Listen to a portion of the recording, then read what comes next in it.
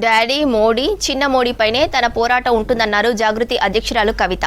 తనకు ఎవరితోనూ రాజీ లేదని, బీఆర్ఎస్తో తన ఇష్యూను సీఎం రేవంత్ అడ్వాంటేజ్గా తీసుకుంటున్నారని చెప్పారు.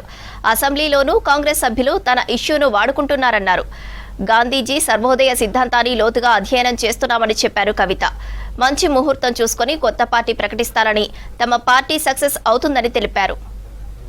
పార్టీ పెట్టే విషయాన్ని కాంగ్రెస్, బీజేపీయేతర జాతీయ నేతలు కలిసి చెప్పాలి అనుకుంటున్నానన్నారు కవిత. శ్రీరామనవమి తర్వాత కొత్త పార్టీ ప్రకటన ముందే జాతీయ స్థాయి నేతలను కలుస్తానని చెప్పారు. తనకు భేషజాలు లేవని, అందరినీ కలుపుకొని పోవాలని నిర్ణయం తీసుకున్నాడని తెలిపారు. జాగృతి కార్యాలయంలో మీడియాతో చిట్ చాట్ చేశారు కవిత. తమ కొత్త పార్టీకి చిన్న చిన్న టెక్నికల్ సమస్యలన్నీ పరిష్కారం అయ్యాయని చెప్పారు. పార్టీ పేరు విషయంలో అన్నీ సెట్ అవుతున్నాయన్నారు తెలిపారు.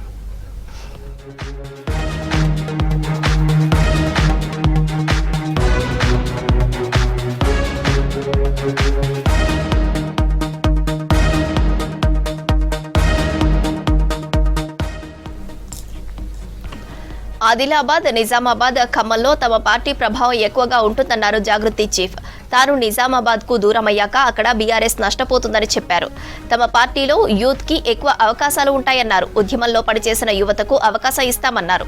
తాను ఎక్కడి నుంచి పోటీ చేయాలని దానిపై చర్చలు నడుస్తున్నాయన్నారు. చాలా నుంచి తనను పోటీ చేయాలని కోరుతున్నారన్నారు. రీసెంట్గా వనపర్తి నుంచి పోటీ చేయాలని జాగృతి నేతలు కోరారని చెప్పారు.